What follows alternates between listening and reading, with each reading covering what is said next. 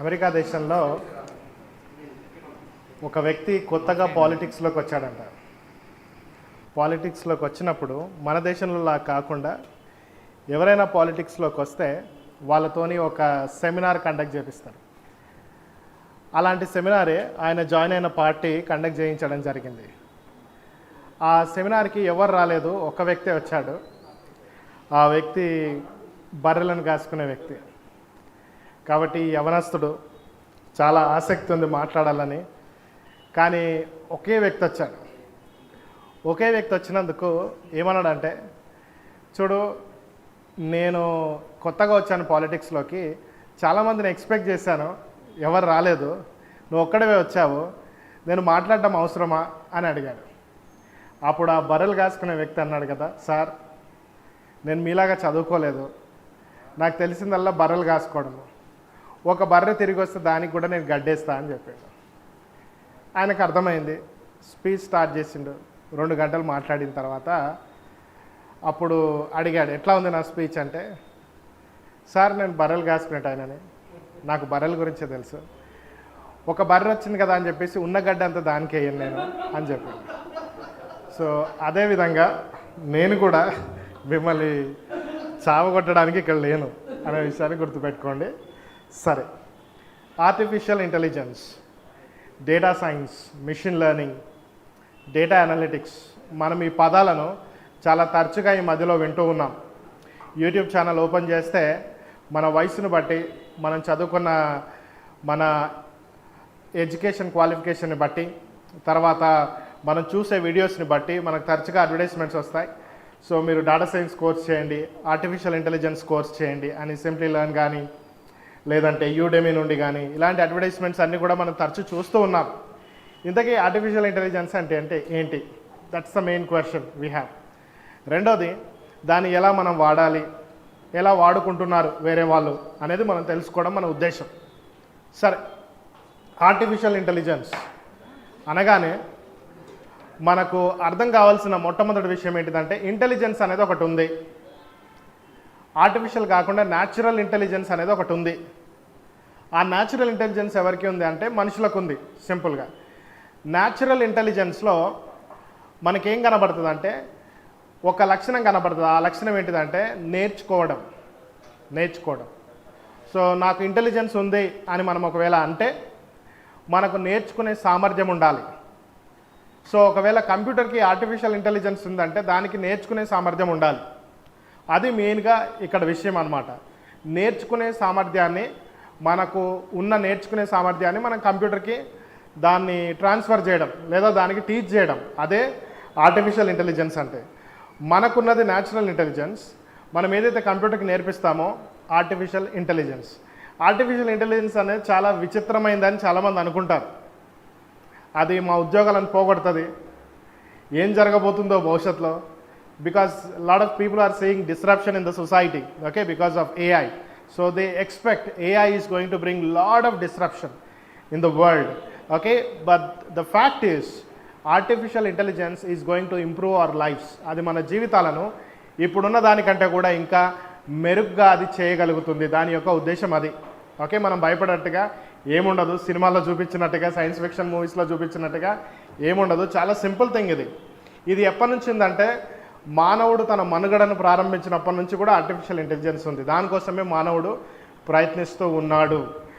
దీన్ని ఒకవేళ డిఫైన్ చేయాల్సి వస్తే ఈ విధంగా డిఫైన్ చేయొచ్చు. Incremental automation of human intelligence. Incremental automation of human intelligence అంటే మానవ మేధస్సుని కొద్ది కొద్దిగా మనము కంప్యూటర్స్కి నేర్పించడం. అదే ఆర్టిఫిషియల్ ఇంటెలిజెన్స్ యొక్క ఉద్దేశం.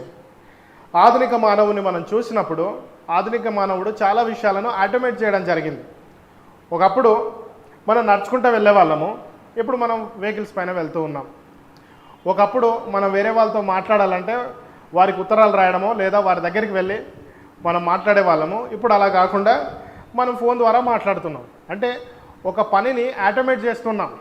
ఓకే, ఒకప్పుడు ఒక బస్తా మోయాలంటే ఒక వ్యక్తి ఒక బస్తా మోసేవాడు. ఈరోజు కొన్ని ట్రక్స్ వచ్చాయి, ఒకటేసారి అవి 200 బస్తాలను 300 బస్తాలను మోస్తూ ఉన్నాయి. That is artificial intelligence. That's all about artificial intelligence. Okay, నేను 4 క్వశ్చన్స్ మీ ముందు పెడతాను. ఎందుకంటే నేను రాగానే మీరు ఫైనాన్స్ గురించి మాట్లాడుతున్నారు, మెడిసిన్ గురించి మాట్లాడుతున్నారు కాబట్టి దానికి సంబంధించిన 4 విషయాలు మీ ముందు పెడతాను. ఫర్ ఎగ్జాంపుల్, మీరు ఒక కంపెనీలో పనిచేస్తూ ఉన్నారు. అంతవరకు మీరు ఎప్పుడు లోన్ తీసుకోలేదు, 3 సంవత్సరాల నుంచి పనిచేస్తున్నారు, మంచి ఉద్యోగం చేస్తున్నారు, ఒక సాఫ్ట్వేర్ ఇంజనీరో లేదంటే ఒక టీమ్ లీడర్ గానో ఒక మేనేజర్ లాగానో పనిచేస్తున్నారు, మీ ప్యాకేజ్ బాగుంది. సో మీరు ఒక మంచి ఉద్యోగంలో ఉన్నారు. మీరు అంతవరకు ఎప్పుడు లోన్ తీసుకోలేదు, 3 సంవత్సరాలు అయింది మీరు పని చేయబట్టి. కాబట్టి ఇప్పుడు మీరు లోన్కి అప్లై చేయాలి అనుకుంటున్నారు. మీతో పాటు మీ కొలీగ్స్ కూడా మీలాంటి ప్రొఫైల్ ఉన్న వాళ్ళే, ఇంతకుముందు ఎప్పుడు కూడా లోన్కి అప్లై చేయని వాళ్ళు ఒక 10 మంది కలిసి మీరు లోన్ అప్లై చేశారు. అయితే మీకు లోన్ వచ్చింది, ఇంకో 2కి లోన్ వచ్చింది, మిగతా వాళ్ళకి లోన్ రాలేదు. కారణం ఏంటి? What is the reason? కారణం ఏంటిది? అసలు మీకు క్రెడిట్ హిస్టరీయే లేదు, అంతవరకు మీరు లోన్ తీసుకోలేదు, కానీ మీకు లోన్ రిజెక్ట్ అయింది. కారణం ఏంటిది?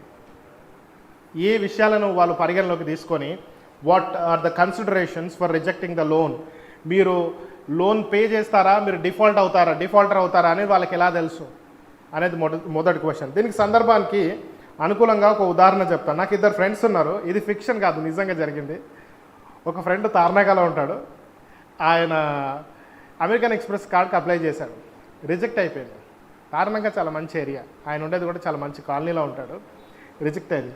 ఇంకో ఫ్రెండ్ ఉన్నాడు, వాళ్ళిద్దరు కలిసి అప్లై చేశారు, అడ్డగుట్టలో ఉంటాడు, స్లమ్ ఏరియాలో. ఆయన అమెరికన్ ఎక్స్ప్రెస్ కార్డ్కి అప్లై చేశాడు, ఆయనకు వచ్చింది. ఓకే, ఈ తార్నాకలో పనిచేసే వ్యక్తికి మంచి జాబ్ ఉంది, ఈ వ్యక్తికి ఏం జాబ్ లేదు, వచ్చింది. ఏం కన్సిడర్ చేసి వాళ్ళు లోన్ ఇస్తారు? దీనికి సమాధానం వాళ్ళకి ఎక్కడి నుంచి వస్తుంది? అది మొదటిది. రెండవది, మనము అందరం కూడా అమెజాన్ వాడతాము లేదా ఫ్లిప్కార్ట్ వాడతాము, ఇలాంటి వెబ్సైట్స్ అన్నీ కూడా వాడతాం కదా.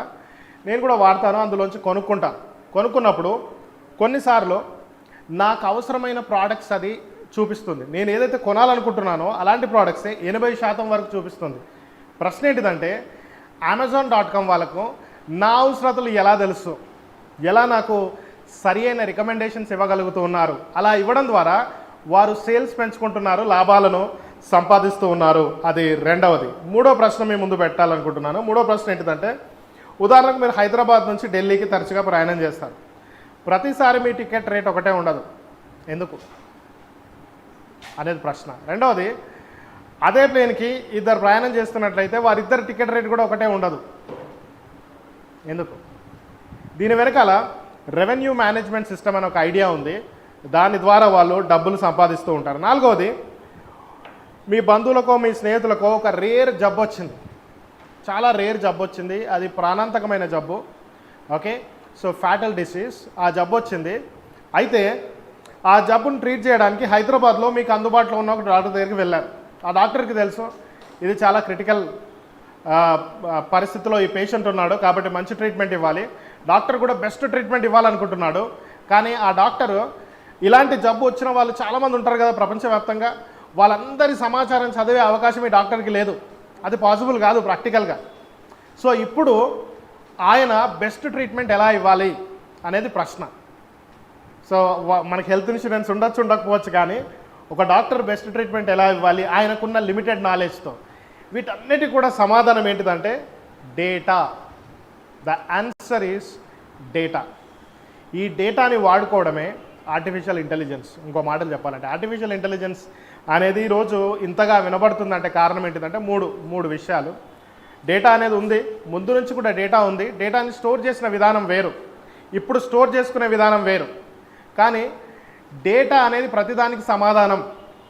మనకు లోన్స్ ఇవ్వాలా లేదా అని బ్యాంక్ నిర్ణయం చేసుకోవాలంటే దానికి డేటా అవసరం. మనకు అమెజాన్ రికమెండ్ చేసే ప్రోడక్ట్స్ సరైనవిగా ఉండాలంటే దానికి డేటా అవసరము. మనకు ఎయిర్ప్లేన్ టికెట్ సరిగ్గైన రేట్కి కోట్ చేయాలంటే దానికి డేటా అవసరము. అంతేకాదు మనకు డాక్టర్స్ బెటర్ ట్రీట్మెంట్ ఇవ్వాలంటే కూడా దానికి డేటా అవసరం. అయితే ఈరోజు ఆ డేటాని ఉపయోగించి ఆర్టిఫిషియల్ ఇంటెలిజెన్స్ అనే ఈ ఫీల్డ్ చాలా బాగా పెరిగింది. దానికి కారణం ఏంటిదంటే 3 కారణాలు. ఒకటి, హై పవర్ కంప్యూటింగ్. ఓకే, ఈరోజు కంప్యూటర్స్ చాలా హై పవర్ కంప్యూటర్స్ ఉన్నాయి, లేదా హార్స్ పవర్ అని చెప్పుకోవచ్చు. అంటే ఈరోజు చాలా ఫాస్ట్గా రన్ అయ్యే కంప్యూటర్స్ ఉన్నాయి. Okay, so lot of processing స్పీడ్తో పనిచేసే కంప్యూటర్స్ ఉన్నాయి. రెండోదిగా ఈరోజు మనం డేటా స్టోర్ చేసుకోవడానికి స్టోరేజ్ కేపబిలిటీ పెరిగింది. మూడవదిగా ఈరోజు పాత ఆల్గరిథమ్స్ని మనం రిఫైన్ చేసుకోవడం జరిగింది. ఆల్గరిథమ్స్ అంటే పద్ధతులు అనమాట, డాటాని ప్రాసెస్ చేసే పద్ధతులు. సో ఇంతకీ వీటన్నిటికి కూడా కారణం ఏంటిదంటే డేటా. ఇంకో మాటలు చెప్పాలంటే data is the oil that is running the business. Data is the oil that is running the world. Data అనేదే ఇప్పుడున్న కొత్త చమరు అని చెప్పుకోవచ్చు. మనం ఇంతకుముందు చమరు గురించి మాట్లాడుకోవడం జరిగింది. సో కొత్త చమరు ఏంటిదంటే డేటా. ఇండస్ట్రియల్ రెవల్యూషన్ గురించి మనం మాట్లాడాము. సో ఒకప్పుడు ఇండస్ట్రియల్ రెవల్యూషన్ ఉండింది. అప్పుడు మనకు వస్తువులని వారు ఉత్పత్తి చేసి మన చేతిలో పెట్టారు. కార్లు కానీ, బైక్లు కానీ, టీవీలు కానీ, ఈరోజు మొబైల్ ఫోన్ కూడా మన చేతిలోకి రావడము ఇండస్ట్రియల్ రెవల్యూషన్ అయిపోయింది. ఇప్పుడు మనము ఇన్ఫర్మేషన్ ఏజ్లో ఉన్నాం. So information is the oil. ఎవరి చేతిలో ఇన్ఫర్మేషన్ సరిగ్గా ఉంటే, సరైన టైంకి ఉంటే వాళ్ళే సూపర్ పవర్ ఉన్న వ్యక్తులు. అంతే, simple. So we're in that age.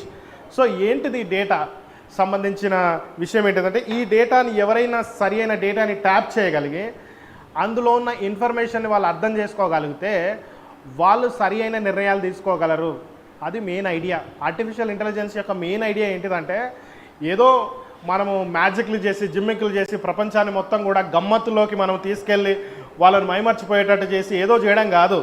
విషయం ఏంటిదంటే, ఆర్టిఫిషియల్ ఇంటెలిజెన్స్ యొక్క మెయిన్ ఉద్దేశం ఏంటంటే సరి అయిన నిర్ణయాలు చేసి మన ఉత్పాదనను పెంచుకోవడము, ప్రొడక్టివిటీ పెంచుకోవడము, డబ్బులు సంపాదించడము, సేల్స్ ఇంక్రీజ్ చేసుకోవడము, ప్రాఫిట్స్ ఇంక్రీజ్ చేసుకోవడము, ఎఫిషియన్సీ ఇంక్రీజ్ చేసుకోవడం.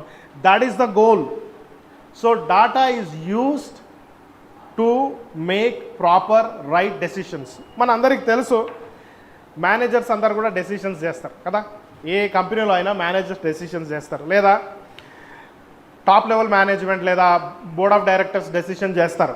సో డెసిషన్ చేయడానికి వాళ్ళు ఏం చేస్తారంటే సాధారణంగా 3 పద్ధతులు ఉపయోగిస్తారు. ఒకటి ట్రెడిషన్, అంటే సాంప్రదాయబద్ధంగా ఆ బిజినెస్లో ఎలాంటి నిర్ణయాలు చేస్తున్నారో అలాంటి నిర్ణయాలు చేయడము, లేదా ఆ పద్ధతులను అనుసరించడం. మా తండ్రి ఇదే చేశాడు, నేను కూడా ఇదే చేస్తాను, మా తాత ఇదే చేశాడు. వుడ్వర్డ్స్ పట్టమని పాపతో చెప్పండి, ఆ అడ్వర్టైజ్మెంట్ చూసారా? సో చిన్నప్పుడు నేను నీకు అదే పట్టేదాన్ని అని చెప్పేసి తాత అంటే పాప వాళ్ళ తల్లి అందరూ కూడా ట్రైన్లో పోతూ ఉంటే ఆ పాప ఏడుస్తుంటే వుడ్వర్డ్స్ పట్టమని చెప్పమని చెప్తాను. అంటే అదొక పద్ధతి. ట్రెడిషన్ బేసిస్లో డిసిషన్ చేయడం అనేది ఒక పద్ధతి. రెండవ పద్ధతి ఏంటిదంటే గట్ ఫీలింగ్ ద్వారా, అంటే రిస్క్ తీసుకుందాం, కొత్తదాన్ని ట్రై చేద్దాం, ఇంతవరకు ఇలా చేసాం కదా, ఇప్పుడు ఇంకో విధంగా చేద్దాం, ఏమవుతుందో చూద్దాం అని రిస్క్ తీసుకొని నిర్ణయాలు చేయడం రెండవ పద్ధతి. మూడోది ఏంటిదంటే రూల్స్ ఆఫ్ థంబ్. నేను ఎంబీఏలో టెక్స్ట్ బుక్లో ఇది చదువుకున్నా కాబట్టి ఇదే నేను ఇప్పుడు కూడా వాడతా. నేను ఎందుకు చదువుకున్నా, బీఏ స్కూల్లో ఎందుకు చదువుకున్నా? ఎందుకంటే నేర్చుకోవడానికి చదువుకున్నా, బిజినెస్ని దాన్ని ఇంకా ముందుకు పరిగెత్తించడానికే నేను చదువుకున్నా కాబట్టి నేను అదే పద్ధతులు వాడతాను అని మూడో పద్ధతి. కానీ ఇప్పుడు నాలుగో పద్ధతి ఏంటంటే ఇవన్నీ ఉండొచ్చు, ఉండకపోవచ్చు, వాటిని పక్కన పెడితే వాటితో పాటు డేటా డ్రివెన్ డెసిషన్స్. ఏ నిర్ణయాన్ని చేయాలనుకున్నా కంపెనీస్ డేటా కలెక్ట్ చేస్తాయి కదా. మీరు డీమార్ట్కి వెళ్తారు, మీ డేటా కలెక్ట్ అవుతుంది. మీకు తెలుసా విషయం? మీకు ఏం తెలియకపోయినా ఒక సింపుల్ థింగ్ అయితే తెలుసు, మనం తీసుకున్న ప్రతిదీ కూడా మనం కార్ట్లో పెట్టి అక్కడ తీసుకెళ్తాం కదా కౌంటర్కి, ప్రతి వస్తువుని కూడా వాళ్ళు స్కాన్ చేస్తారు. ఓకే, ఎవరు కూర్చొని అక్కడ రాయరు. సో జస్ట్ ఇట్లా స్కాన్ చేస్తే ఇన్ఫర్మేషన్ వెళ్ళిపోతుంది. సో అదొక కారణం అనమాట. డేటా ఎక్కువ రావడానికి కారణం ఏంటిదంటే మనుషులు కూర్చొని రాయాల్సిన అవసరం లేదు, జస్ట్ స్కాన్ చేస్తే డేటా వచ్చేస్తూనే ఉంటుంది. మనం ఎక్కడ పోతుంటే దానికి మన గురించిన సమాచారం అంతా గూగుల్ దగ్గర ఉంది. గూగుల్ వాళ్ళకి ట్రాఫిక్ ఎక్కువ ఉందని ఎట్లా తెలుస్తుంది? ఎందుకంటే ఆ రోడ్లో ఎక్కువ సెల్ ఫోన్లు ఉంటాయి, అది తెలుస్తుంది వాళ్ళకి. అంతే, సెల్ ఫోన్లను చూసి తెలుసుకుంటారు. అంటే మీరు ఒక బకెట్ నిండా సెల్ ఫోన్లు పెట్టారనుకోండి ఈ రోడ్ మీద, గూగుల్ వాడు ఏమనుకుంటాడంటే ఈ రోడ్ జామ్ అయిపోయింది అనుకుంటాడు, ట్రాఫిక్ జామ్ అయిపోయింది, అన్నీ స్టాగ్నెంట్ అయిపోయినాయి అనుకుంటాడు. So Google knows everything about you. ఇంకో విషయం ఏంటిదంటే మీరు ఫోన్ మాట్లాడకపోయినా గూగుల్కి మీరు మాట్లాడేది అంతా తెలుసు. ఇంకో విషయం ఏంటిదంటే మీరు ఫోన్ స్విచ్ ఆఫ్ చేసినా గూగుల్కి తెలుసు మీరు ఏం మాట్లాడుతున్నారు. అంటే గూగుల్కి తెలియకుండా మీరు మాట్లాడాలంటే ఫోన్లన్నీ కూడా వేరే రూమ్లో పెట్టి ఇక్కడ రావాలా, అది విషయం. ఓకే, సో సమాచారం అనేది గ్యాదర్ అవుతూనే ఉంది, కంటిన్యూస్గా గ్యాదర్ అవుతూనే ఉంది. దాన్ని ఎలా వాడతాం అనేది చాలా important. So data is the main thing అనమాట. అంటే డేటా అనేది మెయిన్ థింగ్. సో డేటాకి వచ్చేసరికి ఇంతకుముందు బ్రదర్ చెప్పాడు అసలు ఆర్టిఫిషియల్ ఇంటెలిజెన్స్ అంటే ఏంటి, దాని తర్వాత దాని అప్లికేషన్స్ ఏంటో అడిగాడు. నేను అప్లికేషన్స్ చెప్తాను. చెప్పే ముందు కొంత మనకు బేసిక్ అవగాహన ఉండాలి, అసలు డేటా ఏంటిది అనేది మనకు అవగాహన ఉండాలా. డేటాకు సంబంధించిన 4 విషయాలు ఉన్నాయి. 4 విషయాలు ఉన్నాయి. ఇప్పుడు డీమార్ట్లో వాళ్ళంతా మన డేటాను కలెక్ట్ చేసుకుంటారు కదా, అంటే మనం కొనే ప్రోడక్ట్ కలెక్ట్ చేసుకుంటారు కదా, ఆ ప్రోడక్ట్ లిస్ట్ అంతా కలెక్ట్ చేసుకుంటారు కదా, అదంతా కూడా వాళ్ళు అనలైజ్ చేస్తారు. అదంతా కూడా అనలైజ్ చేసి అందులోంచి చాలా సమాచారం రాబడతారు. ఎక్కువ ఏ ప్రోడక్ట్ని కొంటున్నారు, తక్కువ ఏ ప్రోడక్ట్ని కొంటున్నారు, ఏ ప్రోడక్ట్ కొన్న వాళ్ళు దాంతోపాటు ఇంకా ఏ ప్రోడక్ట్ని కొంటున్నాడు, దాని బేసిస్ మీద ఏం చేస్తారంటే ఆ 2 ప్రోడక్ట్స్ పక్కన పెడతారు. దాన్ని అఫినిటీ అనాలిసిస్ అంటారు. అప్పుడు ఈ ప్రోడక్ట్ కొన్న వ్యక్తి ఆ ప్రోడక్ట్ కూడా కొనుక్కుంటారు.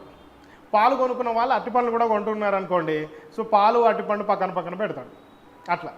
సో లేదంటే థమ్స్అప్ కొన్న వాళ్ళు దాంతోపాటు చిప్స్ ప్యాకెట్ కొంటున్నారు అనుకోండి, చిప్స్ ప్యాకెట్ థమ్స్ పక్కన ఉండేటట్టు చేస్తాడు. ఎందుకంటే థమ్స్అప్ కొన్న వాళ్ళు మ్యాక్సిమం చిప్స్ ప్యాకెట్స్ కొంటున్నారు కాబట్టి ఖచ్చితంగా మనం అక్కడ పెడితే సేల్స్ ఇంక్రీజ్ అయ్యే అవకాశం ఉంటుంది. ఒక 10%, 15%, 20% ఇంక్రీజ్ అయ్యే అవకాశం ఉంటుంది. సో డేటాను అనలైజ్ చేస్తారు. సో డేటా విషయానికి వస్తే 4 విషయాలు ఉన్నాయి. సింపుల్గా ఇంగ్లీష్లో చెప్తే దాన్ని ఏమంటామంటే డిడిపిపి అంటాం. ఇంగ్లీష్లో మీరు గుర్తుపెట్టుకుంటే ఈజీ, డిడిపిపి. ఓకే, 2 మెడికల్ టర్మ్స్ కూడా యూజ్ చేస్తాం. ఓకే, మొట్టమొదటిది డేటా ఉంది, ప్రతి కంపెనీ దగ్గర డేటా ఉంది. మీ వ్యక్తిగతమైన డేటా కూడా ఆల్రెడీ వేరే వాళ్ళ దగ్గర ఉంది. ఓకే, సో మీరు ఫోన్పే ద్వారా పే చేసినా, గూగుల్ పే ద్వారా పే చేసినా, మీరు తర్వాత బ్యాంక్ యూపీఐ యూజ్ చేసి పే చేసిన ప్రతి డేటా కూడా ఆల్రెడీ రికార్డ్ అయిపోయింది, అంతా అవైలబుల్గా ఉంది. ఓకే, మీ పర్సనల్ విషయాలు ఏం లేవు. నేను పర్సనల్ విషయాలు ఉన్నాయి, నేను ట్రూ కాలర్ వాడను అంటే కుదరదు. మీరు ట్రూ కాలర్ వాడినా వాడకపోయినా మీ జీవితం అంతా కూడా, మన జీవితాలన్నీ కూడా బజార్న పడ్డాయి. ఇంకో మాటలు చెప్పాలంటే ఎవరిది కూడా సీక్రసీ లేదు, ప్రైవసీ లేదు. ఓకే, మనము ప్రైవసీ కావాలంటే ఫోన్లకు ఒక రూమ్ పెట్టుకొని మనం ఇళ్ళల్లో వచ్చి కూర్చోవాలి, అది పరిస్థితి. సో అలాంటి పరిస్థితిలో ఉన్నాము. అయినా మన గురించి ఏం తెలుసుకొని చేసేది ఏముండదు ఎవరు కూడా. మనం భయపడతాం, నా డేటా పోతే ఏమవుతుందో భయపడతాం, ఏం ఉండదు పెద్దగా. ఓకే, కంపెనీస్ ఎంతవరకు వాడాలి, ఏం సమాచారం తీసుకోవాలి, ఆ రూల్స్తోనే వాళ్ళు తీసుకుంటారు. మన పర్సనల్ గోప్యతను వాళ్ళు ఛేదించి లోపలికి రారు. అలా ఛేదించే వాళ్ళు కొంతమంది దుర్మార్గులు, చెడ్డ మనస్తత్వం ఉన్న వ్యక్తులు చేస్తారు, కానీ జనరల్గా ఆర్గనైజేషన్స్ చేయవు. ఓకే, గూగుల్ వాళ్ళ దగ్గర మన సమాచారం ఉంటుంది. ఇప్పుడు నేను మైక్రోసాఫ్ట్ యాప్స్ చాలా వాడతాను, అజూర్ క్లౌడ్ వాడతాను, మైక్రోసాఫ్ట్ క్లౌడ్ ప్రతిరోజు వాడతాను. సో వాళ్ళ దగ్గర కూడా నా సమాచారం అంత ఉంటుంది. నేను నా బ్రౌజింగ్ హిస్టరీ కావచ్చు, ప్రతి ఇన్ఫర్మేషన్ ఉంటుంది. దానివల్ల నాకేం హాని జరగదు. సో ఎవరికి మన ఇన్ఫర్మేషన్ షేర్ చేస్తున్నాం అనేది ముఖ్యం. సరే, ఇన్ఫర్మేషన్ కొదవలేదు, ఎవ్రీ మూమెంట్ క్యాప్చర్ అవుతుందంటే ఇక ఇన్ఫర్మేషన్ కొదవేముంది, కొదవలేదు అసలు. ఎవ్రీ మూమెంట్ క్యాప్చర్ అవుతుంది మన లైఫ్లో. ఇన్ఫర్మేషన్ అనేది ఎంత ఉందంటే, ఒక మాటలు చెప్పాలంటే, 1 సెకండ్కి, ఒక రోజుకి కాదు, ఒక నెలకు కాదు, ఒక సంవత్సరానికి కాదు, 1 సెకండ్కి 2 లక్షల జీబీ డేటా జనరేట్ అవుతుంది పబ్లిక్ ఇంటర్నెట్లో. ప్రైవేట్ నెట్వర్క్స్ గురించి నేను మాట్లాడతలేను, బ్యాంకింగ్ డేటా గురించి మాట్లాడతాను, రీటైల్ స్టోర్స్ గురించి మాట్లాడడం లేదు, స్కూల్స్ ఆఫీసులలో జనరేట్ అయ్యే డేటా గురించి మాట్లాడతాను. పబ్లిక్ ఇంటర్నెట్లో ఎవ్రీ సెకండు 2 లక్షల కోట్ల జీబీ డేటా జనరేట్ అవుతుంది. ఇది అండర్ స్టేట్మెంట్, ఇది ఓవర్ స్టేట్మెంట్ కాదు, ఇది అండర్ స్టేట్మెంట్. అంటే చాలా తక్కువ చెప్తున్నాను నేను, ఎక్కువ చెప్పడం లేదు. సో అంత డేటా ఉంది. ఇప్పుడు ఈ డేటాని ఏం చేయాలి అనేదే క్వశ్చన్. ఆ డేటాని మనము ఉపయోగించుకొని నిర్ణయాలు చేయాలి అనేది బిజినెస్లో ఉద్దేశం, అంతే. బిజినెస్ పీపుల్కి నీ వ్యక్తిగత జీవితంతో సంబంధం లేదు. సో 4 విషయాలు చేస్తారు వాళ్ళు. ఒకటేంటిదంటే, మొట్టమొదటిది, ఇది కొంచెం టెక్నికల్ కానీ మీ అవగాహన కోసం చెప్తున్నాను. ఓకే, కొంచెం టెక్నికల్.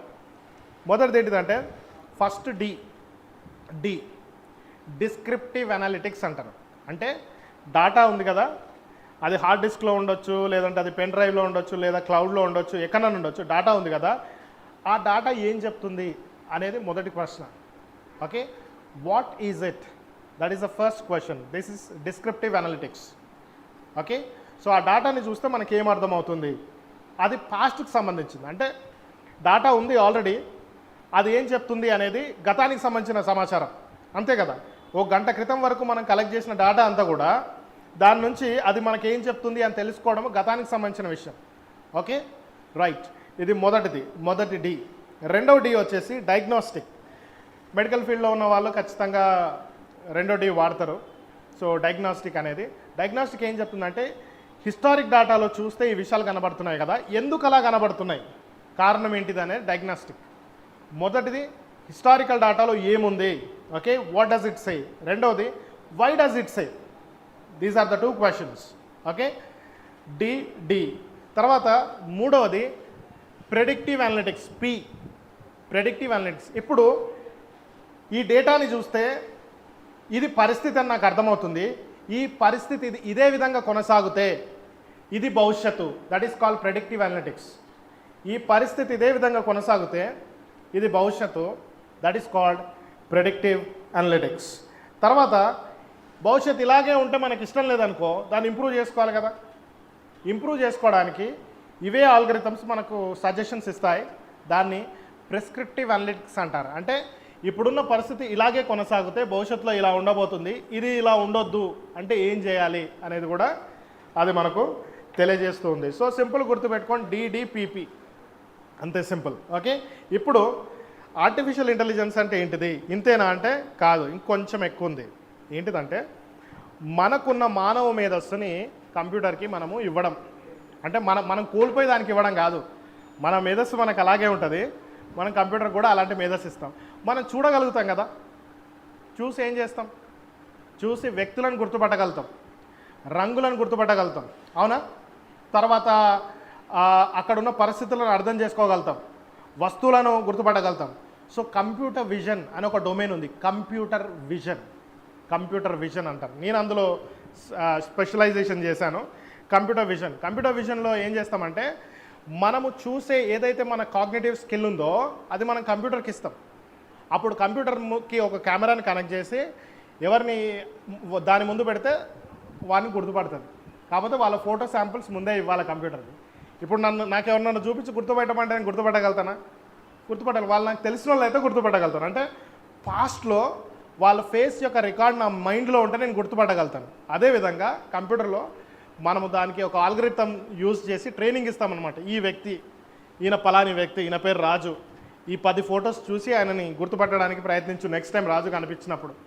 తర్వాత ఈయన పేరు సుందర్, ఈయన పేరు కిరణ్, ఈయన పేరు అజయ్, విజయ్, నవీన్, ఓకే, శ్రీలత, కావ్య, ఓకే, కవిత, అట్లా అందరి ఫొటోస్ కూడా మనం ఇచ్చి ట్రైన్ చేస్తాం కదా. అప్పుడు ఆ వ్యక్తులు ముందుకు వచ్చినప్పుడు ఆ వ్యక్తులను గుర్తుపట్టి అటెండెన్స్ ఇవ్వగలుగుతుంది. ఇప్పుడు ఆంధ్రప్రదేశ్ గవర్నమెంట్ వాడుతుంది కదా, ఫేస్ చూపించగానే అటెండెన్స్ అది ఇస్తుంది. So that is computer vision, attendance ఇవ్వగలుగుతుంది. సో వస్తువులను గుర్తుపడుతుంది. సో దీన్ని బిజినెస్లో ఎలా వాడతారంటే చాలా రకాలుగా వాడతారు. ఒక యూజ్ కేస్ చెప్తాను వినండి. ప్రొడక్షన్ లైన్ ఉంటుంది కదా, అంటే ప్రోడక్ట్స్ అన్నీ దానిపై నుంచి వస్తూ ఉంటాయి, ఒకదాని తర్వాత ఒకటి ప్రోడక్ట్స్ అన్నీ కూడా వస్తూ ఉంటాయి. ఆ ప్రొడక్షన్ లైన్లో కొన్ని ప్రోడక్ట్స్ ఒక టైప్ ఆఫ్ ప్రోడక్ట్స్, కొన్ని ప్రోడక్ట్స్ ఇంకో type of products computer vision ద్వారా వచ్చే ప్రోడక్ట్ ఏంటిదో తెలుసుకొని దాన్ని కేటగరైజ్ చేయడం జరుగుతుంది. It will categorize based on the product. లేదా ఏదైనా ప్రోడక్ట్లో ఫాల్ట్స్ ఉంటే, డిఫెక్ట్స్ ఉంటే అది గుర్తించగలుగుతుంది. మూడవదిగా ఉదాహరణకు ట్యూమర్స్ ఉన్నాయనుకోండి మన బ్రెయిన్లో, అది గుర్తించగలుగుతుంది. గుర్తించి దానికి సంబంధించిన ప్రెడిక్షన్ ఇవ్వగలుగుతుంది. సో మన కంటితో ఏదైతే చేయగలమో అది కంప్యూటర్కి నేర్పిస్తే దాన్ని కంప్యూటర్ విజన్ అంటారు. ఆ ఏఐలో అదొకటి. రెండవదిగా మనము ఇంకేం చేయగలం, మనుషులుగా ఇంకేం చేయగలం అంటే మనము రాయగలం, కొత్త విషయాలు రాయగలం. ఫర్ ఎగ్జాంపుల్ మీ గురించి చెప్పండి అంటే మనము ఏదో ఒక విషయం మన గురించి చెప్తాం. చెప్పిన తర్వాత కొంచెం సృజనాత్మకంగా చెప్పండి అంటే ఏం చేస్తాం, కొంత ఆలోచించి కొత్తగా చెప్పడానికి ప్రయత్నిస్తాం. ఇంతకుముందు ఎప్పుడు కూడా మనల్ని పరిచయం చేసుకున్నట్టు మనం ప్రయత్నిస్తాం. ఓకే, అంటే మనం డేటాని కొత్తగా జనరేట్ చేస్తూ ఉంటాం. దాన్ని జనరేటివ్ ఏఐ అంటారు, జనరేటివ్ ఏఐ. సో ఆ ఎబిలిటీని కూడా మనం కంప్యూటర్కి ఇస్తామన్నమాట. ఇప్పుడు మీరు జనరేటివ్ ఏఐ గురించి చాలా వినుంటారు. చాట్ జీపీటీ అనేది విన్నారు కదా, లేదంటే మైక్రోసాఫ్ట్ కోపైలట్ లేదా గూగుల్ జెమినీ, ఇట్లా చాలా ఉన్నాయి. ఈ 3 పెద్ద కంపెనీస్ కాబట్టి అవి పాపులర్ అయినాయి. సో చాలా ఉన్నాయి అన్నమాట. సో అవి ఏం చేస్తాయి అంటే డేటాని జనరేట్ చేస్తాయి. Generate data like humans.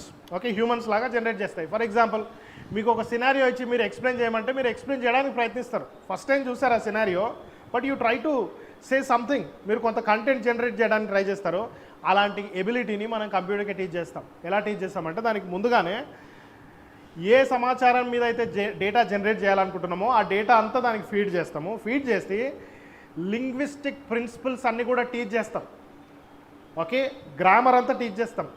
Verb అంటే ఏంటిది, నౌన్ అంటే ఏంటిది, ప్రెడికేట్ అంటే ఏంటిది, ఓకే, సబ్జెక్ట్ అంటే ఏంటిది, అడ్జెక్టివ్ అంటే ఏంటిది, అడ్వర్బ్ ఏంటిది, అంతా టీచ్ చేస్తాము. దానికి సంబంధించిన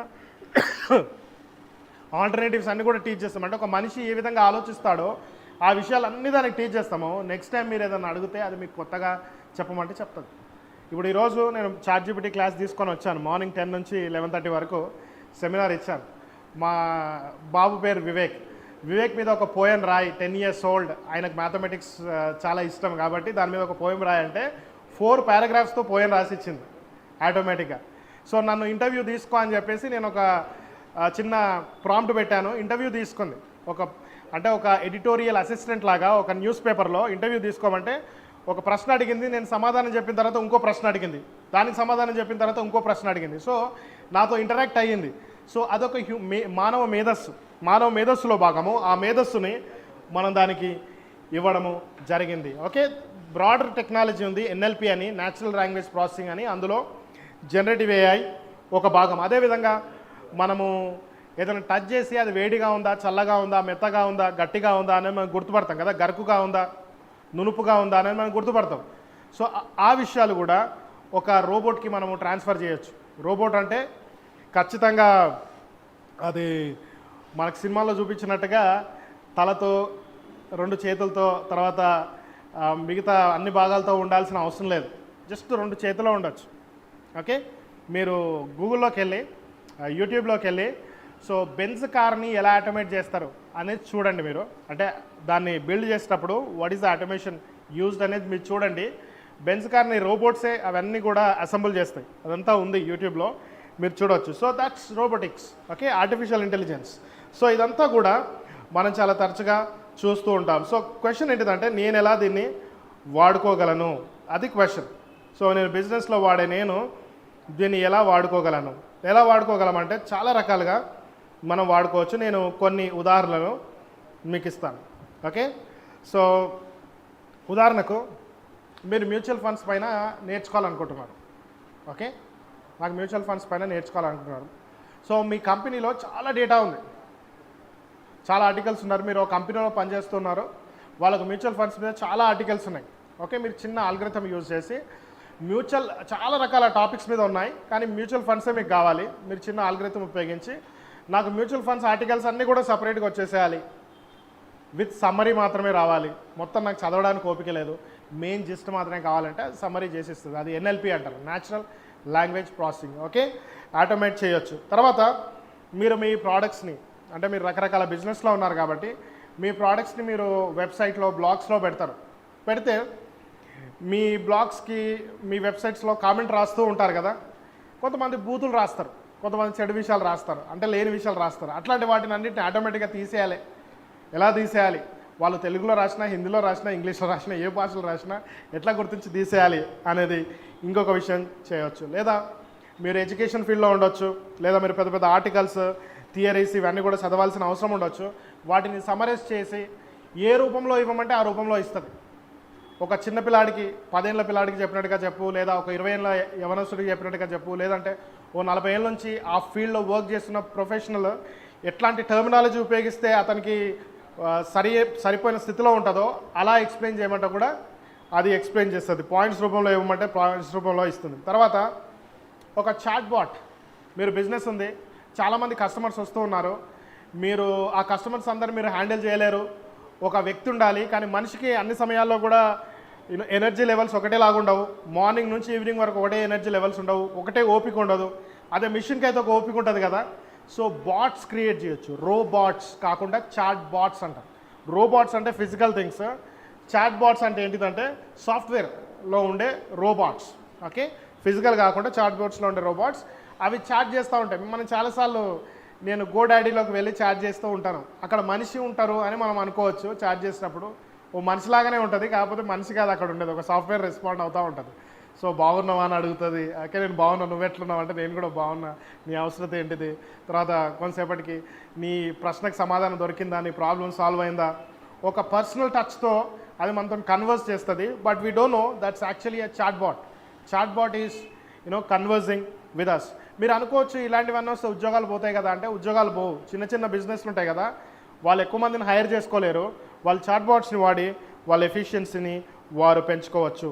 మీ రెవెన్యూని మీరు ప్రెడిక్ట్ చేయొచ్చు, లేదా ఒక కంపెనీ రెవెన్యూని మీరు ముందుగా ప్రెడిక్ట్ చేయొచ్చు. దాన్ని రిగ్రెషన్ అంటారు. స్టాటిస్టిక్స్ మీరు చదివితే స్టాటిస్టిక్స్లో ఒక టాపిక్ ఉంటుంది, regression.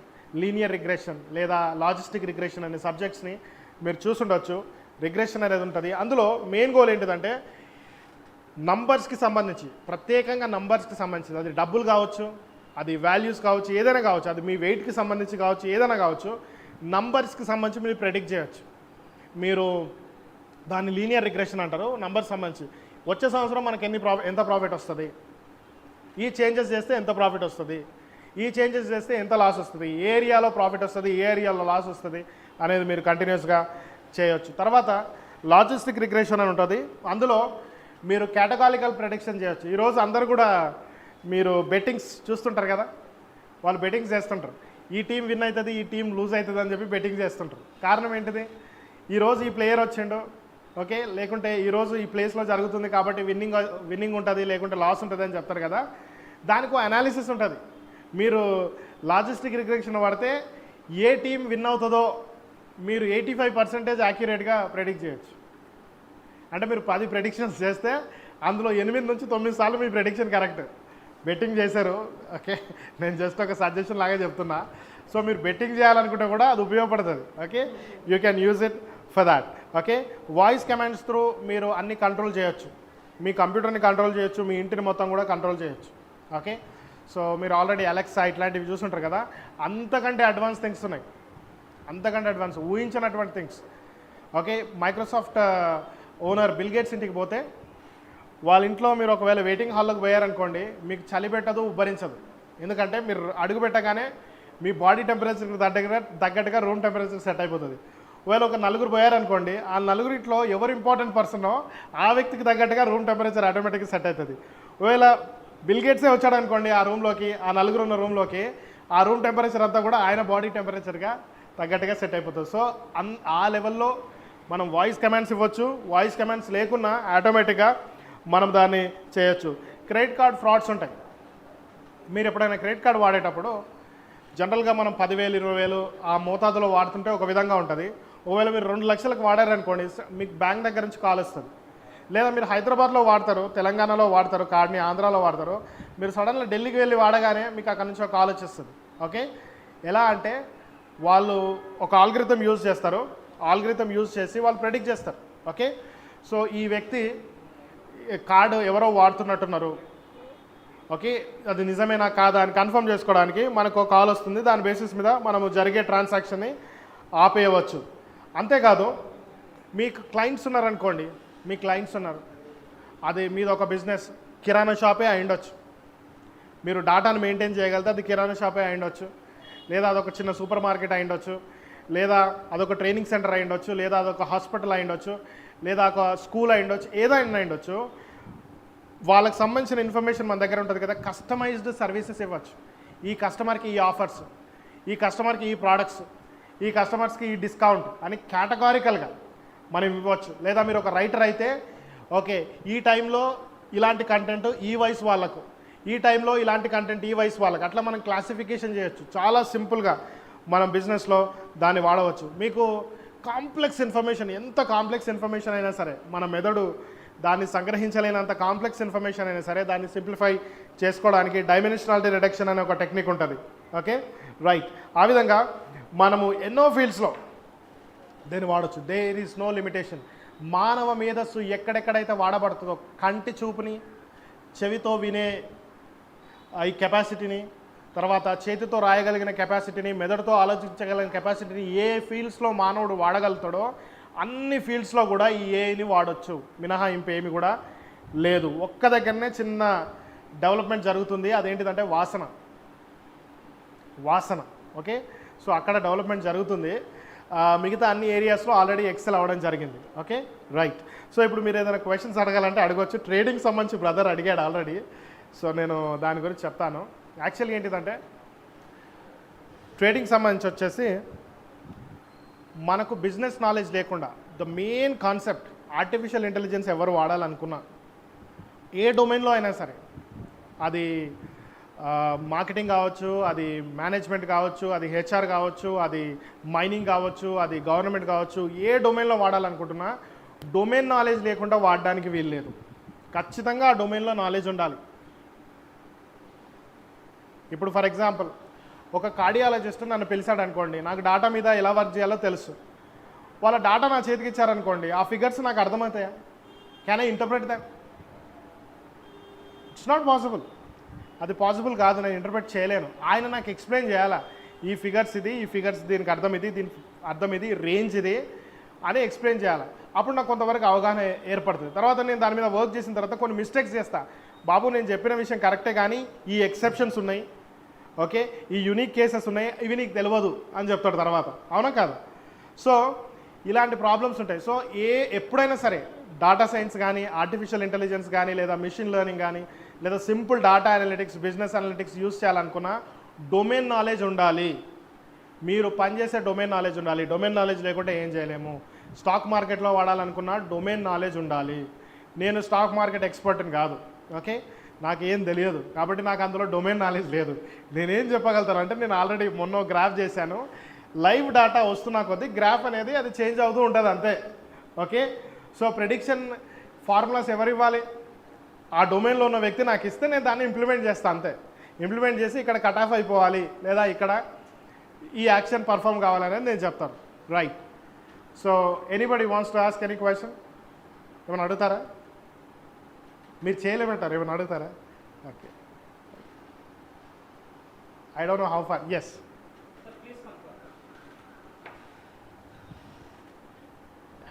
please come forward and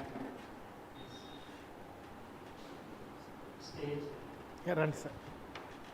sir ఇప్పుడు ఈ అంటే ఫుల్ ఫ్లెడ్జ్డ్గా ఏ వస్తే అంటే దాని ఇంపాక్ట్ అనేది మన కరెంట్ జాబ్ మార్కెట్ మీద, కరెంట్ బిజినెసెస్ మీద అంటే ఏ విధంగా ట్రెండ్ తీసుకోబోతున్నాయి, ఎలా మనం తగ్గట్టుగా మనం మోడల్స్ మార్చుకోవాలి అంటే in terms of job, in terms of business.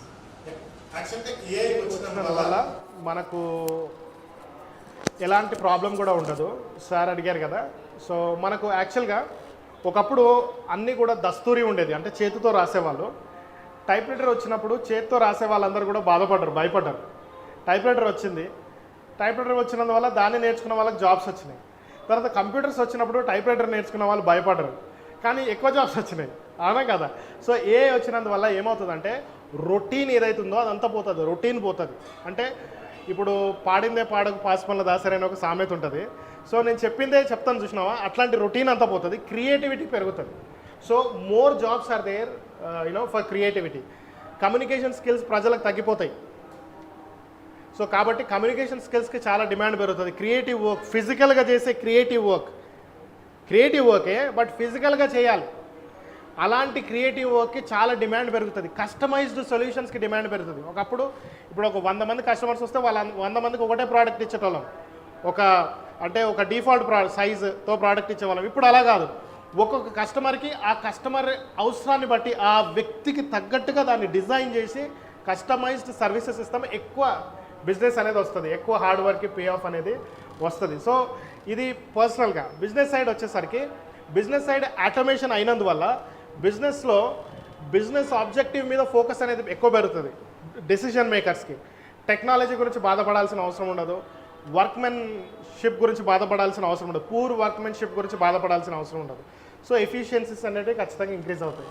అంటే ఇప్పుడు మనం ఒక 4 క్వాడ్రంట్స్ తీసుకుందాం సార్. అంటే ఒక స్కిల్ని మనం 4 క్వాడ్రంట్స్లో తీసుకుంటే టాప్ స్కిల్ ఈ సిఇఓస్ అండ్ ఎంటర్ప్రీనర్స్, రైట్, ఒక క్వార్టర్. సెకండ్ తీసుకుంటే కొంచెం స్కిల్ కావాలి, రిపిటేషన్ వర్క్స్ ఉండవు. అవును. మూడోది తీసుకుంటే స్కిల్ అంత అవసరం లేదు, రిపీటెడ్గా చేయాలి. నాలుగోది నో స్కిల్ ఈజ్ రిక్వైర్డ్, అంటే ఫిజికల్. ఈ నాలుగిట్లో ఏది ఎక్కువ ఇంపాక్ట్ అవుతుంది, ఎవరు ఏ కేటగిరీలోకి చేంజ్ అవ్వాలి? మీరు హై నుంచి బాటమ్కి వచ్చారు కాబట్టి థర్డ్ కేటగిరీ వాళ్ళు చాలా ఇంపాక్ట్ అవుతారు, రిపిటేషన్ ఉన్న వాళ్ళు చాలా ఇంపాక్ట్ అవుతారు. సో అన్ని రిపిటేటివ్ జాబ్స్ అన్నీ కూడా పోతాయి, ఓన్లీ క్రియేటివ్ వర్క్ మాత్రం మిగులుతుంది. తర్వాత కొత్తదనానికి స్కోప్ అనేది పెరుగుతుంది. So that's that. తర్వాత ఎప్పుడైనా సరే వీటన్నిటి వెనకాల ఆర్టిఫిషియల్ ఇంటెలిజెన్స్ కానీ, డేటా సైన్స్ వెనకాల కానీ ఏముంటుందంటే స్టాటిస్టికల్ ప్రిన్సిపల్స్ ఉంటాయి. సో 2 ఉంటాయి, డిస్క్రిప్టివ్ ప్రెడిక్షన్స్, ఇన్ఫరెన్షియల్ ప్రెడిక్షన్స్, లేదా డిస్క్రిప్టివ్ అనలిటిక్స్, ఇన్ఫరెన్షియల్ అనలిటిక్స్ అని ఉంటాయి. ఏ మిషన్ కూడా తనంతట తాను ఆలోచించలేదు. సో కాబట్టి final decision has to be made by humans తగ్గట్టే చేయాలి, హ్యూమన్స్కే సర్వీస్ ఇవ్వాలి. అండ్ ఐ థింక్ ఒకవేళ ఇది ఎక్స్ట్రీమ్ అయితే కూడా గవర్నమెంట్ ఇంటర్వెన్షన్ ఉంటుంది ఎంప్లాయబిలిటీ కోసం, that will be there. So కొన్ని ప్లేసెస్లో they may put some halt. But as of now so చూస్తున్న దాని ప్రకారం ఏంటిదంటే రొటీన్ పోతుంది. ఖచ్చితంగా మనుషులు చాలా క్రియేటివ్గా అవుతారు కొత్త కొత్త పనులతోని, కొత్త కొత్త స్కిల్స్తోని, తర్వాత కొత్తదనంతో, ఎంటర్టైన్మెంట్లో కూడా అన్ని రంగాల్లో కూడా కొత్తదనంతోనే వస్తారు ఖచ్చితంగా. ఇంకా ఫ్యాక్ట్ ఫైండింగ్ ఉంది కదండి, అంటే Fact ఫ్యాక్ట్ finding. ఫైండింగ్ అంటే ఇప్పుడు మనకి సోషల్ మీడియాస్ చాలా ఉన్నాయి, రైట్? ఈ సోషల్ మీడియాస్ చాలా ఉన్నాయి, డిఫరెంట్గా ఉన్నాయి, వీటిలో ఇన్ఫర్మేషన్ ఉంది. అంటే నేను ఒక ఇల్లుస్ట్రేషన్ ఎలా చెప్తాను అంటే, సీసీ కెమెరా ఉందండి. ఇదివరకు ఐ విట్నెస్ కన్నా సీసీ కెమెరా విట్నెస్కి మనకి ఇప్పుడు ట్రస్ట్ భక్తి. టుమారో ఈ సీసీ కెమెరా విట్నెస్ అనేది జీరో అయిపోవచ్చు, ఎందుకంటే you can manipulate any data anywhere. So again eye విట్నెస్కి మళ్ళీ డిమాండ్ పెరిగి, అంటే ఒక మనిషి అంటే మిషన్ చేసిన పనిని మనిషి సర్టిఫై చేసేటువంటి పరిస్థితి, అంటే అలాంటి డిమాండ్ వస్తుంది అంటారా? లేదంటే ఎలా అసలు అంటే దీన్ని ఎలా మనం ఫ్యాక్ట్ ఫైండింగ్, ఎందుకంటే ఇప్పుడు నేను ఉన్నాను, నేను ఏదైనా చేసినట్టు క్రియేట్ చేయగలరు. సో ఇది చేసినా లేదా అనే ఫ్యాక్ట్ ఫైండింగ్ అయితే ఒకటి కావాలి కదా. Somewhere A media is required, social media or something A tool is required. అలాంటిది ఏదైనా చేంజెస్ రావచ్చా, అంటే ఎట్లా మనం దాన్ని ఆలోచించాలి? అయితే ఫ్యాక్ట్ ఫైండింగ్లో ఇప్పుడు సీసీటీవీ కెమెరా తీసుకున్నప్పుడు కేసు రియల్ టైంలో వచ్చిన డేటా ప్యాకెట్స్ ఉంటాయి కదా, అంటే ప్రతి సంఘటన కూడా ఓకే. ఇప్పుడు ఫర్ ఎగ్జాంపుల్ ఒక వీడియో రికార్డ్ అయింది 7:01 నుంచి 7:02 వరకు వీడియో రికార్డ్ అయింది. అక్కడ ఆ టైంలో ఒక క్రైమ్ జరిగింది, 7:01 నుంచి 7:02 మధ్యలో క్రైమ్ జరిగింది.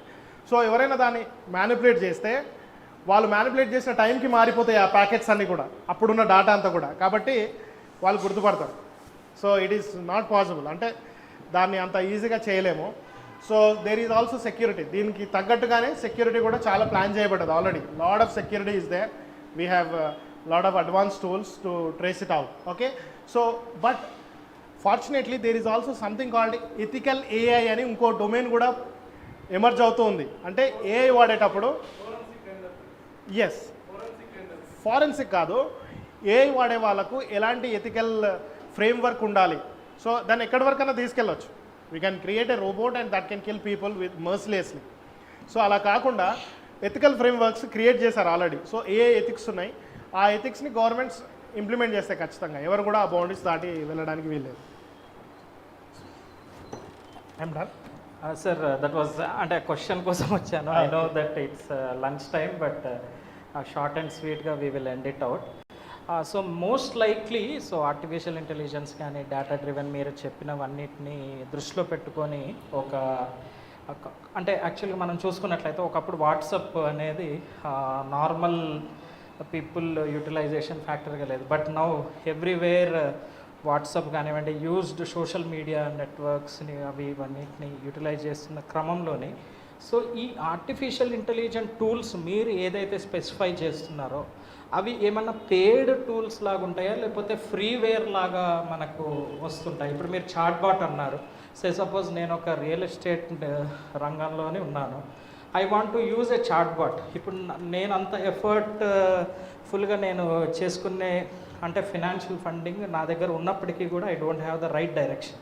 ఇప్పుడు నేనేం చేస్తున్నానంటే I'm utilising WhatsApp as a media of channel for communicating as well as the డేటాని, ఇప్పుడు మన యొక్క డేటాని కూడా క్యాప్చర్ చేసుకోవడానికి కానివ్వండి, ఒక రా డేటాని ఇది చేసుకుంటున్నాను. అలాంటి క్రమంలోని ఫ్రీవేర్ సాఫ్ట్వేర్స్ ఏమన్నా మనకు ప్లే స్టోర్లో కానివ్వండి కైండ్ ఆఫ్ అంటే విత్ రెస్పెక్ట్ ఇప్పుడు మెడికల్ అసిస్టెన్స్ ఉంది. ఇప్పుడు సపోజ్ కిరణ్ గారి హాస్పిటల్కి ఫ్రీక్వెంట్గా there is a floating. Earlier ఏం చేసేవాళ్ళు అని అంటే we use to have a receptionist and మనం రాసుకోవటము, there was lot of challenges. ఇప్పుడు మనం latest way of book and appointment online చేస్తున్నాం, గూగుల్ ఫార్మ్స్ యూటిలైజ్ చేసుకుంటున్నాం, లేదంటే యాప్ బిల్డింగ్ ఫోరమ్స్ యూజ్ చేసుకుంటున్నాం. అలాంటి క్రమంలోనే యాజ్ ఎ డాక్టర్స్ అంటే ఇన్ ఈచ్ అండ్ ఎవ్రీ రోల్లోనే మీరు కాస్త ఎక్స్ప్లెయిన్ చేస్తారు. యాక్చువల్గా అంటే బుకింగ్కి చాలా టూల్స్ ఉన్నాయి. మీరు ఇప్పుడు చెప్పినట్టుగానే it's a simple web application. Booking అనేది వెబ్ అప్లికేషన్. సో ఎవరైనా ఒక వెబ్ డిజైనర్ ఉంటే అతను వెబ్ అప్లికేషన్ డిజైన్ చేసి మనకు లింక్ ఇస్తారు. ఆ లింక్ ఇచ్చినప్పుడు మనము డిజైన్ చేసుకోవచ్చు. సో ఏఐలో మీరు ఎలా ఇంప్లిమెంట్ చేసుకోవచ్చు అంటే ఫర్ ఎగ్జాంపుల్ మీరు ఒక చాట్ బాట్ని వాడచ్చు. ఓకే, సో మీ ఆల్రెడీ పేషెంట్స్ ఉంటారు కదా, వాళ్ళకు చిన్న లాగిన్ ఇస్తే వాళ్ళకి ఏమైనా వాళ్ళ ఇష్యూకి సంబంధించిన మన క్వశ్చన్స్ అడిగితే instead of you personally answering those questions, ఆ బాట్ విల్ ఆన్సర్. యాక్చువల్గా ఆ రోజు అకస్మాత్తుగా మా యొక్క రిసెప్షనిస్ట్ అన్ఫార్చునేట్గా she has a personal emergency and she could not come. So అక్కడ ఉన్న ఫెసిలిటేట్ని మనం ఈ లేటెస్ట్ టెక్నాలజీ యూజ్ చేసుకొని వీ కెన్ ఇంప్లిమెంట్. నేను ఆన్సర్ చేస్తాను. ఎస్. సో తర్వాత మీ క్లినిక్లో ఒక 4 డాక్టర్స్ ఉన్నారనుకోండి, ఒక్కొక్కరి ఎక్స్పర్టైజ్ వాళ్ళ స్పెషలైజేషన్ కోసము చదవడం కష్టం. ఒక చాట్ బాట్ ఉంటే వాళ్ళు స్పెసిఫిక్గా అంటే ఒక 100 పేజీలు చదవడం కష్టం, కానీ స్పెసిఫిక్ క్వశ్చన్కి స్పెసిఫిక్ ఆన్సర్ ఇచ్చే బాట్ ఉంటే చాలా బాగుంటుంది. సో అలాంటిది క్రియేట్ చేసుకోవచ్చు. ఇప్పుడు నెక్స్ట్ క్వశ్చన్ ఏంటిదంటే ఫ్రీవేర్ ఉందా ఓపెన్ సోర్స్ ఉందా అంటే there is no freeware actually, okay, but there is open source. So రెండింటికి మధ్యలో డిఫరెన్స్ ఉంది. ఫ్రీవేర్ అంటే ఏంటిదంటే everything that is free is called freeware. Free as in beer అంటారు. అంటే ఇప్పుడు ఒక మనం బియర్ షాప్కి వెళ్తే నేను బియర్ తాగను, నేను దాన్ని ప్రమోట్ కూడా చేయను, but I'm giving it as an example. ఎందుకంటే ఆ కోట్ ఉంది మాకు ఓపెన్ సోర్స్లో, ఈ కోట్ వాడతాం. Free as in beer, free as in speech అని అంటారు. So free as in beer అంటే ఏంటిదంటే product free, okay. So beer shop పోతే బియర్ ఫ్రీ ఇచ్చాడు అనుకోండి, ప్రోడక్ట్ ఫ్రీ. లేదా ఫ్రీ యాజ్ ఇన్ స్పీచ్ అంటే ఏంటిదంటే స్పీచ్ ఫ్రీ. ఇప్పుడు మనం అందరం కూడా ఫ్రీ స్పీచ్ ఇవ్వచ్చు, ఫ్రీ స్పీచ్, కానీ అందులో మనకి ఏం వచ్చేది ఉండదు, పోయేది ఉండదు, ఓకే. సో ఓపెన్ సోర్స్ అన్నప్పుడు ఫ్రీ యాజ్ ఇన్ స్పీచ్. ఇప్పుడు మైక్రోసాఫ్ట్ ఉంది, అది ఫ్రీ సాఫ్ట్వేర్స్ ఇస్తుంది కొన్ని. పవర్ బిఐ అనే free desktop, Power BI desktop అనే ఫ్రీ సాఫ్ట్వేర్ ఇస్తుంది, అది ఫ్రీ యాజ్ ఇన్ బియర్, ఫ్రీగా టూల్ ఇచ్చింది. కానీ సూసీ లైనెక్స్ అనే ఒక ఆర్గనైజేషన్ ఉంటుంది, సూసీ అనే ఒక ఆర్గనైజేషన్ ఉంటుంది. వాళ్ళు ఏం చేస్తారంటే ఫ్రీ సాఫ్ట్వేర్ ఇవ్వరు, కానీ ఫ్రీ యాజ్ ఇన్ స్పీచ్ అనమాట. అంటే మీరు కొనుక్కున్న తర్వాత అందులో మీరు ఏదన్నా మోడిఫికేషన్ చేసుకోవచ్చు, అది ఓపెన్ సోర్స్, ఓకే. ఇక్కడ మెయిన్ పాయింట్ ఏంటిదంటే నేను నా టీము కలిసి మేము వ్యక్తిగతంగా కొన్ని అప్లికేషన్స్ బిల్డ్ చేస్తాం. కంప్యూటర్ విజన్కి సంబంధించి, ఎన్ఎల్పికి సంబంధించి, ఎన్ఎల్పిలో భాగమే చాట్ బాట్. సో ఎన్ఎల్పికి సంబంధించి కొన్ని టూల్స్ క్రియేట్ చేశాము. Open source plus free as in speech, free as in beer tools use చేసి మేము క్రియేట్ చేశాము, కొన్ని కంపెనీస్కి ఇచ్చాము. సో పెద్ద పెద్ద కంపెనీస్ వాడుతున్నాయి, ఆల్రెడీ ఇండియాలో వాడుతున్నాయి, వేరే కంట్రీస్లో కూడా వాడుతున్నాయి. మాకు ఎన్డీఏ ఉంది, నాన్ డిస్క్లోజర్ అగ్రిమెంట్ ఉంది, కాబట్టి నేను అవన్నీ చెప్పకూడదు. But we can create such tools and we can give those tools for you. అంటే మీ తగ్గట్టుగా, మీ ఆర్గనైజేషన్ ఖర్చులకు తగ్గట్టుగా, ఆ డిమాండ్కి, తర్వాత మనకున్న రీసోర్సెస్కి తగ్గట్టుగా మనం క్రియేట్ చేసుకోవచ్చు. ఏ టూల్ అని క్రియేట్ చేసుకోవచ్చు. You can have your own ChatGPT. Only condition is మీకు ఒక పీసీ కానీ క్లౌడ్ కానీ ఉండాలి, అదొకటే ఎక్స్పెన్సివ్. హై పవర్ పీసీ ఉండాలి, లేదా హై హార్స్ పవర్ పీసీ ఉండాలి, సింపుల్ లాంగ్వేజ్లో చెప్పాలంటే. తర్వాత లేదంటే క్లౌడ్ స్పేస్ తీసుకోవాలి, అదొకటే రెంటల్ తీసుకోవాల్సి వస్తుంది. అప్లికేషన్ మాత్రం we can create it. That's a wonderful answer sir. The other question ఏంటంటే సార్, ఇప్పుడున్న అంటే ఆర్టిఫిషియల్ ఇంటెలిజెన్స్ కానివ్వండి, kind of data driven everything, అంటే యూజర్ ఫ్రెండ్, అంటే ఫింగర్ టిప్స్లో అన్నీ అవుతున్నాయి కదా. సో అంటే హ్యూమన్ మైండ్ సెట్ ఎలాగనంటే యాక్చువల్గా వాళ్ళ థింకింగ్ పవర్ తగ్గిపోతుంది అనేది కైండ్ ఆఫ్ థింగ్ అనవచ్చు. అంటే వీఆర్ గెట్టింగ్ యూజ్డ్ అంటే అనేది అంటున్నాం కదా, అది మన మీద డిపెండ్ అయి ఉంటుంది. ఎందుకంటే ఫర్ ఎగ్జాంపుల్ అంటే ఇప్పుడు ఒక కిడ్స్ని చూడండి, ఇప్పుడు సో ఎర్లియర్ నేను సబ్ట్రాక్షన్ కానీ అడిషన్ కానీ ఐ యూస్ టు క్యాలిక్యులేట్. ఇప్పుడు మా అంటే యాక్చువల్గా మా పిల్లలు ఏం చేస్తున్నారంటే they are getting my mobile తీసుకొని addition subtraction they are just doing it. అంటే kind of easiness of the devices అది ఇది అనేది అప్రోచ్ వచ్చేసింది. కాబట్టి ఈ స్టూడెంట్ అంటే ఎడ్యుకేషన్ స్టాండ్ పాయింట్లోని ప్లస్ అండ్ మైనసెస్ రెండు చెప్పండి సార్. 2 ఆన్సర్స్ చెప్తాను బ్రదర్ దానికి. ఒకటి ఏంటిదంటే అదొక విధంగా మంచిది. ఒక పెద్ద ప్రాబ్లమ్ సాల్వ్ చేయాలనుకోండి, ఆ ప్రాబ్లమ్ సాల్వ్ చేయడానికి 3 గంటల టైం పడుతుంది అనుకోండి. అందులో ఏదైతే జస్ట్ సింపుల్ అర్థమెటిక్స్, అది మనం పేపర్ మీద మనం చేస్తే 3 గంటలు పడుతుంది.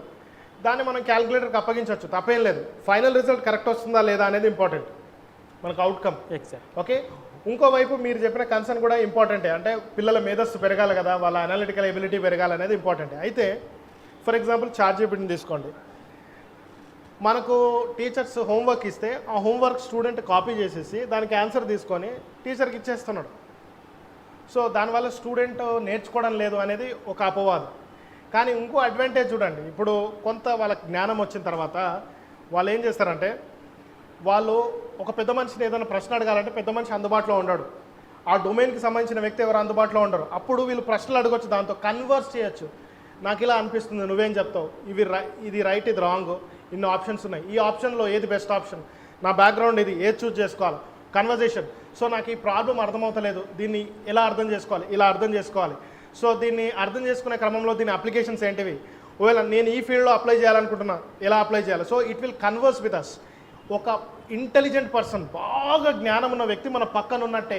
ఎప్పుడు ఏ ప్రశ్న అడిగినా మనకు సమాధానం చెప్పడానికి మన మాటల్లో, నాకు 10 ఏళ్ళ పిల్లలకు ఎక్స్ప్లెయిన్ చేసినట్టు ఎక్స్ప్లెయిన్ చేయమంటే ఎక్స్ప్లెయిన్ చేస్తారు, ఒక 50 ఏళ్ళ వ్యక్తికి ఎక్స్ప్లెయిన్ చేయమంటే ఎక్స్ప్లెయిన్. మనం ఎలా వాడుకుంటాము అనే దాని మీద డిపెండ్ అయి ఉంటుంది. So you can use it to increase your intelligence or you can become completely dependent on it. It's up to you. Yeah, that's true sir. యాక్చువల్గా ఎందుకనంటే ఇప్పుడు మనము ఇద్దరు ప్రామినెంట్ స్పీకర్స్ తోటి మనం మాట్లాడాము, ఫైనాన్షియల్ అడ్వైజర్ గణేష్ గారితో కానివ్వండి. సో ఇలాంటి టెక్నాలజీస్ మనం యూటిలైజ్ చేసుకొని, ఇప్పుడు పబ్లిక్ స్పీకింగ్ కొంతమందికి షై ఫీలింగ్ ఉంటుంది, అంటే వాళ్ళు ఏమనుకుంటారు, ఆ గీడీనెస్ కానివ్వండి అవన్నీ తీసేసుకోవటానికి these are the advantage tools అనేది ఐ కెన్ ఫీల్. స్పీకింగ్ ఏంటిదంటే it is exposing yourself. ఇప్పుడు అక్కడ కూర్చున్నప్పుడు ప్రాబ్లం లేదు, ఎవరు నన్ను చూడడం లేరంత గమనించాను. ఇక్కడికి వచ్చినప్పుడు అందరు నన్నే చూస్తారు కదా. So it is kind of standing nakedly in front of people, ఆ kind of okay I'm exposing myself. So అక్కడ షైనెస్ అనేది వస్తుంది. సో అది ఎప్పుడు పోతుంది అంటే when we streamline our thoughts ప్రాపర్గా, నేను ఏదైతే వాళ్ళకి చూపించదలుచుకున్నానో, ఏదైతే చెప్పదలుచుకున్నానో అది చెప్పేది నా దగ్గర కంప్లీట్గా ఉన్నప్పుడు నాకు పబ్లిక్ ఫియర్ అనేది ఉండదు, స్టేజ్ ఫియర్ అనేది ఉండదు. That's the answer. Yeah, yes sir, that's beauty of it. యాక్చువల్గా అంటే మీరు చెప్పిన అన్ని అంశాలని కూలంకుషంగా తీసుకుంటే, సో బయాలజికల్ అంటే బయోమెడికల్ బ్యాక్గ్రౌండ్ వాళ్ళు కూడా ఇక్కడ ఉన్నారు, వాళ్ళతో నేను జస్ట్ ఇంటరాక్ట్ అవుతున్నప్పుడు, సో వాళ్ళ దగ్గర అంటే క్లినికల్ డివైజెస్ కానివ్వండి, వాళ్ళ దగ్గర ఉన్న ఎక్విప్మెంట్కి ఏ రకంగా అంటే kind of device capturing medical appliances. So అంటే డాక్టర్స్ స్టాటిస్టికల్గా వాళ్ళు యూటిలైజ్ చేసేది వేరే ఫ్యాక్టర్ ఉండొచ్చు, తర్వాత అంటే డివైజెస్ యూసేజ్ మీద ఎలాంటి ఇంపాక్ట్ ఉంటుంది సార్? కైండ్ ఆఫ్ ఇప్పుడు టెంపరేచర్ కంట్రోలర్ థర్మామీటరే ఉందండి, అదర్వైజ్ ఎనీ అదర్ అంటే బీపీ చెకింగ్ మెషిన్. ఇంతకుముందు ఏంటంటే we use to have a pumping plus and now we got and cell operated everything. I mean whatever I'm currently sing we got other చిన్న devices వచ్చేసాయి. అలాంటి అంటే medical డివైజెస్లో కూడా అంటే కైండ్ ఆఫ్ ఎలాంటి ఇట్ విల్ టెల్ అంటే ప్రాంప్టింగ్గా ఉంటుందా, అంటే టెలిప్రాంప్టింగ్ లాగా? No, I don't think it is prompting. మీరు ఉపయోగించే ఓల్డ్ కన్వెన్షనల్ మెథడ్సే better when it comes to medicine. For example BP మెషినే తీసుకోండి, పాత బీపీ మెషిన్ చేసినంత అక్యురేట్గా ఇప్పుడు ఎలక్ట్రానిక్ బీపీ మెషిన్ చేయదు. Okay, so that is there. ఎందుకంటే హ్యూమన్ అనాటమీ అనేది మారదు, this is permanent.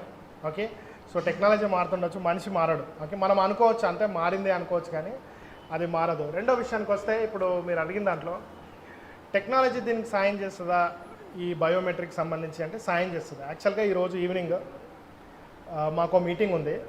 We are developing a application for a country, for a middle east country. వాళ్ళు ఏం చేస్తున్నామంటే వాళ్ళు ఫోన్ కన్వర్జేషన్, డాక్టర్కి పేషెంట్ మధ్య జరిగిన ఫోన్ కన్వర్జేషన్ మాకు ఇస్తారు. ఆ కన్వర్జేషన్ మేము ట్రాన్స్క్రిప్షన్లోకి కన్వర్ట్ చేసుకొని కేటగారికల్గా డేటాబేస్లో స్టోర్ చేస్తామన్నమాట.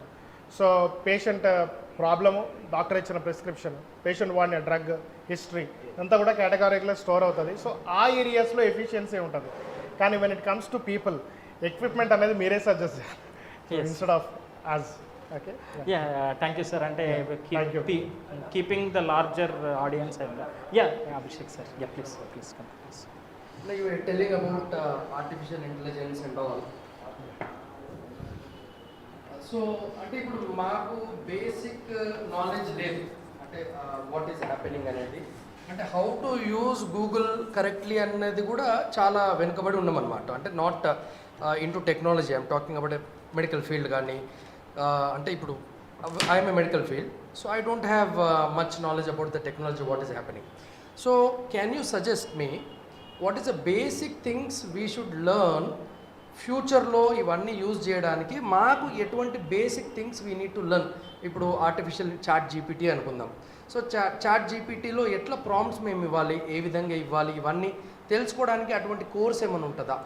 ఉంటారు బ్రదర్. యాక్చువల్గా నేను మార్నింగ్ ఈరోజు 10 నుంచి 11:30 వరకు అదే సెమినార్ ఇచ్చాను. ఓకే, బేసిక్ ప్రాంప్ట్స్ ఎలా రాయాలి అనేది సెమినార్ ఇచ్చాను. Okay, next week the people without coding background can develop a web application అనేది నెక్స్ట్ వీక్ ఉంది. Okay. So it is easy actually because of ChatGPT everything has become easy. Okay so అంటే it has become child's play. Okay so మీరు అంటే ఎవరైనా సరే in the field of computing ఒకవేళ మీరు step in చేయాలనుకుంటే the best option is Microsoft office. Okay office 365 ఒక subscription తీసుకుంటే క్లౌడ్కి ఇంటిగ్రేట్ అయి ఉంటుంది. సో అక్కడ వాళ్ళు they give lot of tools to explore ఏఐకి సంబంధించి. సో సింపుల్గా మనం ఎక్సెల్లో డేటా ఎంటర్ చేసినా కానీ ఒకప్పుడు ఎక్సెల్లో డేటా ఎంటర్ చేస్తే చాలా ఫార్ములాస్ నేర్చుకోవాల్సిన అవసరం ఉండేది. ఇప్పుడు అలా లేదు. ఎక్సెల్లో డేటా ఎంటర్ చేసి నాకు ఈ డేటాలోంచి ఈ ఇన్ఫర్మేషన్ కావాలి అని ఒక చిన్న టెక్స్ట్ ఒక స్టేట్మెంట్ రాసి మనం క్లిక్ చేయగలిగితే అది అనలైజ్ చేసి మనకి ఇవ్వగలుగుతుంది. So that facility is there. కాబట్టి lot of rudimentary work is not required. Okay so at least to know that also ఇప్పుడు మీరు మైక్రోసాఫ్ట్ ఏదైతే చెప్పారోనా, సో ఇవన్నీ బేసిక్ నేర్చుకోవడానికి ఏమన్నా కోర్స్ ఉంటుందా? ఇక బేసిక్ నేర్చుకోవడానికంటే you can call it as essentials of AI. అలాంటి కోర్స్ ఉంటుంది. Okay but we have to choose a platform. Is it you want to do it using SQL or is it you want to use Office or is it you want to use... So is that anything that you are teaching? అంటే మీరేమైనా teach చేస్తున్నారు that we can take the service of yours? Yes brother, I'm teaching all data related tools actually. Okay. Analytical అంటే popular tools, not everything, not every tool, but I'm teaching popular tools. Python Okay. with pandas, that is a data analytical tool. తర్వాత SQL and Excel అనేది it is indispensable, దాన్ని మనం పక్కన పెట్టలేము. So అది these are the tools I teach. So they can be useful for anyone. అంటే not just for medical people it is required, but for anyone. You are into marketing or HR, even to maintain the personal data కూడా it will help us. So మన productivity మనం analyse చేసుకొని దాన్ని మనం improve చేసుకోవచ్చు. So we can use it and there are lot of built in tools. Just with a click you can do lot of things. So కాబట్టి నేర్చుకోవాల్సిన problem లేదు. Learning curve స్టీప్గా లేదు అప్పట్లాగా. It is smooth. Thank you. Thank you for this time and thank you for your patience. Put this.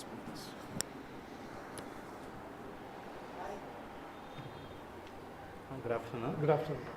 Actually రీసెంట్గా మనము Malaysian government ఒక పార్లమెంట్లో బిల్ తీసుకొచ్చినారు depending on advancements of this AI. అంటే లాస్ట్ 20-30 years నుంచి 20 years 30 years నుంచి 10 years నుంచి వీళ్ళు ఎవరు ఈ mid-40s వాళ్ళు కావచ్చు 50s కావచ్చు వీళ్ళు ఎవరు నేర్చుకోలేదు. ఆల్మోస్ట్ 30s ఉన్న వాళ్ళు కూడా నేర్చుకోండి. ఎందుకంటే అకాడమిక్స్ వరకే అనుకుంటున్నారు. యూజువల్లీ ఏంటంటే మనం ఇంటర్మీడియట్ 10th ఇంటర్మీడియట్ తర్వాత డిగ్రీ వచ్చేసరికి వీళ్ళు have clarity regarding biology are science arts అన్న. అయితే ఇక్కడ మలేషియన్ గవర్నమెంట్ రూల్ ఏం తీసుకొచ్చిందంటే వాళ్ళకు ఒక డిప్లొమా కోర్స్ లాగా లేకపోతే వాళ్ళకి డిపెండింగ్ ఆన్ దేర్ జాబ్ కావచ్చు లేక depending on their education profile కావచ్చు ఒకటి చట్టం తీసుకొచ్చినారు. మై క్వశ్చన్ ఈస్ ఇప్పుడు ఎవరైతే ఇప్పుడు మన పిల్లలు ఎవరైతే ఈ జనరేషన్ పిల్లలు ఎవరైతే ఉన్నారో వాళ్ళు if they are in medical engineering stream ఉన్న వాళ్ళు మాత్రమే ఏఈ సైడ్ వెళ్ళవచ్చా? లేదు పార్ట్ ఆఫ్ మెడికల్ స్ట్రీమ్ నుంచి కూడా వాళ్ళు ఏఐ స్ట్రీమ్కి అంటే ఐ మీన్ నాన్ టెక్ నుంచి కూడా ఏ స్ట్రీమ్ నేర్చుకొని they can have an job opportunity ఉండొచ్చా అనేది?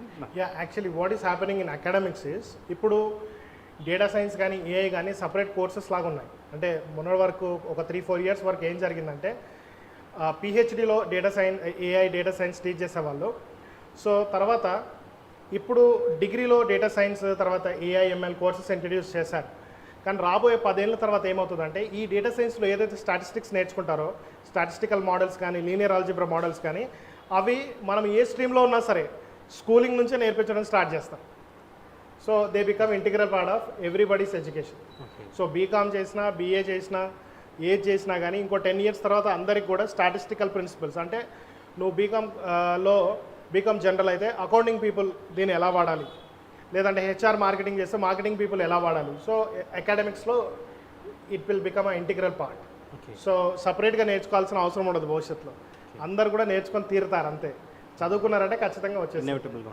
అంటే యాజ్ ఆఫ్ నో మీకున్న అంటే మీరు ఇప్పుడు ఎలాగో యోగిన్ సమ్ కోర్సెస్ అన్నారు కదా, ఇప్పుడు ఈ కోర్సెస్తో ఎక్కడ జాబ్ ఆపర్చునిటీస్ ఉంటాయి? ఏ టైప్ ఆఫ్ ఆపర్చునిటీస్ ఇంకా 5 yearsలో కానీ 10 yearsలో కానీ జాబ్ ఆపర్చునిటీస్ ఇవి నేర్చుకుంటే ఉండగలిగితే? అన్ఫార్చునేట్ థింగ్ ఏంటిదంటే ఇలాంటి టెక్నాలజీస్ వచ్చినప్పుడు వీటికి జాబ్ ఆపర్చునిటీ మ్యాచ్ చేయడం కష్టం. ఒక కోర్స్ నేర్చుకున్నప్పుడు కోర్స్లో ఆబ్జెక్టివ్ ఏముంటుందంటే ఫర్ ఎగ్జాంపుల్ కంప్యూటర్ విజన్ నేను నేర్పిస్తానని చెప్పి నేను నేర్పించాను అనుకోండి, జాబ్లోకి వెళ్ళిన తర్వాత కంప్యూటర్ విజన్ ఉన్న వ్యక్తి కావాలని జాబ్ ప్రొఫైల్ అంటే వాళ్ళు జేడీ ఇస్తారు. మనం అక్కడ వెళ్ళిన తర్వాత అసలు కంప్యూటర్ విజన్ వాడేది ఓన్లీ 5% ఉంటుంది, మిగతా చాలా వేరే వేరే టెక్నాలజీస్ వాడేది ఉంటుంది. సో ఏ అకాడమిక్ కోర్స్ కూడా లేదా ఏ ఇన్స్టిట్యూట్లో ఇచ్చే కోర్స్ కూడా మనల్ని జాబ్కి ప్రిపేర్ చేయదు, చేస్తున్నామని చెప్తారు మాత్రమే. ఓకే. కంపెనీస్లో వాళ్ళు ఇంటర్నల్ ట్రైనింగ్ ఇచ్చి మనం ప్రిపేర్ చేస్తారు. So we cannot prepare you for any real time job. So in other ways, we can say we are upgrading ourselves. Yes, we can upgrade ourselves, as you said, true, but we are not making them ready for the job. Okay, we can't do that. It is not possible practically, to be honest. Thank you so much. Yeah, thank you. Any other questions you can ask, or else thank you for this opportunity, and especially I want to thank you because you have been listening to me in the afternoon, okay, which is a challenging thing. Thank you. Thanks everyone. So thank you so much, sir, for the wonderful session.